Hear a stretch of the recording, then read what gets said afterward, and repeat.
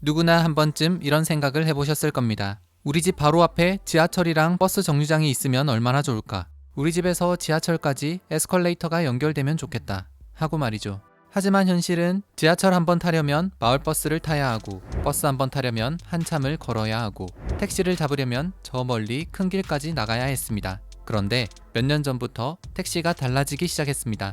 스마트폰으로 터치 몇 번만 하면 우리 집 앞으로 택시가 착. 이젠 철수에게도 영희에게도 너무나 익숙해진 앱으로 택시를 호출하는 시대. 앱으로 택시를 호출하는 것은 물론 원하는 서비스에 따라 골라 탈 수도 있습니다.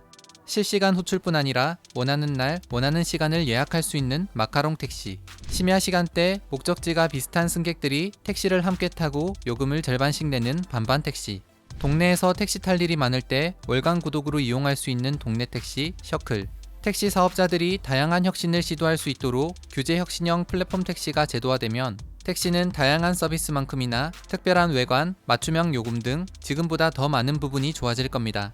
물론 과도한 요금 인상을 막기 위해 합리적인 요금 관리 시스템도 함께 마련됩니다. 현재는 거리에 따른 미터기 요금이나 심야 시간 할증 요금, 호출 요금 등이 있지만 이용 시간에 따라 요금을 내거나 출퇴근 시간 등 특정 시간대에만 이용할 수도 있습니다. 게다가 장기간 이용자들을 위한 월정액제 요금제도 가능하다고 합니다. 또 이용 횟수에 따라 마일리지를 적립하여 요금을 낼 수 있거나 할인 쿠폰이나 통신사 포인트로도 결제를 할 수 있게 됩니다. 이렇게 사람들이 누릴 수 있는 교통 플랫폼이 다양해지고 풍성해짐에 따라 자동차에 대한 사람들의 생각도 달라지고 있습니다. 사실 그동안 자동차는 이용의 개념 외에도 소유의 개념이 강했습니다. 하지만 이젠 자동차 역시 내가 필요할 때 빌려서 사용하는 모빌리티 서비스로 그 인식이 달라지고 있습니다. 차량 구입 비용, 보험료, 수리비, 유지비 등을 따져보니 차라리 내가 필요할 때 차량 공유 서비스를 이용하는 것이 더 효율적이라 생각하는 사람들도 늘어가고 있습니다. 그래서 실제로 서울에서 부산으로 출장이나 여행을 갈 때 KTX를 타고 부산으로 가서 부산역에서 공유 차량을 렌트해서 일을 보거나 여행을 하는 모습이 너무도 자연스러워졌습니다.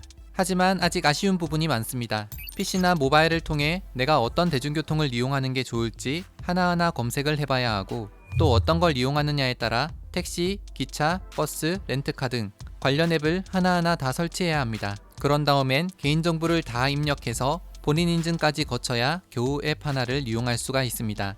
뭔가 복잡하고 귀찮은 현재의 교통 플랫폼 시스템. 우리에겐 단 하나로, 단 한 번에 해결할 수 있는 혁신적인 교통 시스템이 필요합니다. 그것이 바로 마스 시스템입니다. 마스는 버스, 택시, 지하철 등 다양한 대중교통과 공유자동차, 자전거, 전동 킥보드 같은 모든 모빌리티 서비스를 하나의 플랫폼에서 검색은 물론 예약, 호출, 결제까지 할 수 있는 일종의 복합이동 시스템을 말합니다. 예를 들어서 내가 지금 서울에서 경주로 가고 싶다고 한다면 지금까지는 교통편과 소요 시간 정도만 안내받을 수 있습니다. 그래서 코레일 앱이나 고속버스 앱을 다운받아 가입을 한 다음 교통편별로 또 따로 예약을 해야 합니다. 하지만 이 모든 것이 교통 시스템인 마스만 있다면 확 달라질 수 있습니다. 스마트폰에서 마스 시스템을 적용한 앱을 열고 경주라고 목적지만 입력하면 버스부터 기차, 렌트카, 지하철, 택시, 자전거까지 내가 이용할 수 있는 모든 교통수단이 최적의 조합으로 제시가 됩니다. 경주까지 가는데 비용은 얼마나 드는지, 그 교통수단을 이용하기 위해서는 또 어떤 것들이 필요한지, 지금처럼 기차 따로, 버스 따로 다른 앱을 이용하는 것이 아니라 마스 시스템에서 상세한 안내와 함께 한 번에 예약하고 결제까지 가능해지는 겁니다. 이 서비스는 현재 연구 개발을 진행 중에 있으며 올해 8월 제주도 내에 택시와 버스, 렌터카 등을 연계한 시범 테스트를 거친 다음 내년엔 항공까지도 넓힐 예정입니다. 이를 위해 철도역, 공항, 터미널 등에 플랫폼 택시 전용 승차대를 설치하는 것을 추진할 예정입니다. 특히 우리나라는 한국형 마스로 도심형 마스와 관광형 마스 두 가지로 특화시켜 추진할 계획입니다. 관광형 마스는 철도역과 공항을 중심으로 강릉 등의 주요 관광도시에 마스 서비스를 확산, 많은 여행객들이 더 쉽고 편하게 여행을 하게 함으로써 자연스럽게 관광산업 역시 활성화될 것으로 기대가 됩니다. 기차와 버스를 연계한 서비스는 올해 안으로 이용할 수 있을 것 같습니다. 카카오티와 코레일이 협약을 통해 카카오티 앱 안에서 열차 승차권도 예매할 수 있고 기차에서 내려서 이용할 수 있는 주변 교통까지 안내해주는 서비스를 제공한다고 합니다. 사실 자동차나 대중교통에 대한 패러다임의 변화와 정보통신 기술을 기반으로 한 플랫폼 비즈니스가 확산되면서 북유럽에서는 일찍부터 이런 서비스형 모빌리티가 교통 혼잡 문제의 해결책으로 주목을 받아왔다고 합니다. 대중교통, 공유교통, 공유 PM 등 다양한 교통수단을 연계하고 통합시켜 내가 어떤 서비스에 가는 것이 아니라 서비스가 나에게 오는 온디맨드 서비스로 대표되는 서비스형 모빌리티 마스.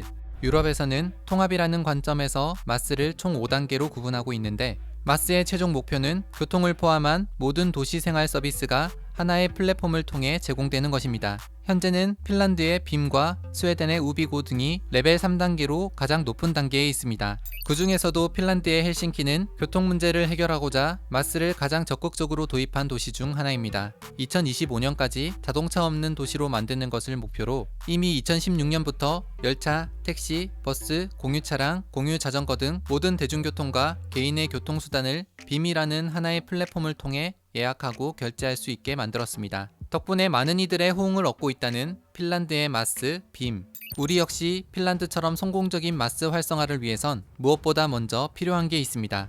바로 통합 환승센터입니다. 교통수단을 이용해서 목적지로 가는 도중 다른 교통수단으로 환승할 때 시간적, 심리적 저항인 환승 저항이 발생하게 됩니다. 환승 요금 할인이 너무 적거나 환승 시간이 너무 길거나 혹은 갈아타기 불편한 구조일 때 사람들은 환승 저항이 심해져 시간이나 비용이 더 소요되더라도 자가용을 택하게 된다고 합니다. 이런 환승 저항을 줄이기 위해서 정부는 통합요금제, 광역 환승 할인 같은 다양한 요금들을 도입했습니다.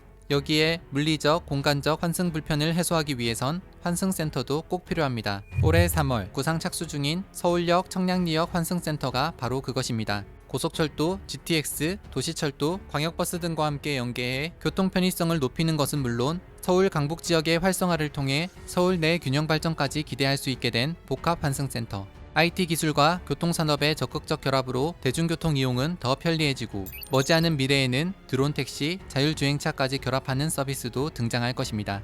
전국 어디든 1시간대에 이동 가능한 마법 같은 시대. 국민 모두에게 안전하고 편리한 미래교통 서비스를 제공하기 위해 국토교통부는 제도, 인프라, 교통 서비스를 선제적으로 준비해 나가겠습니다.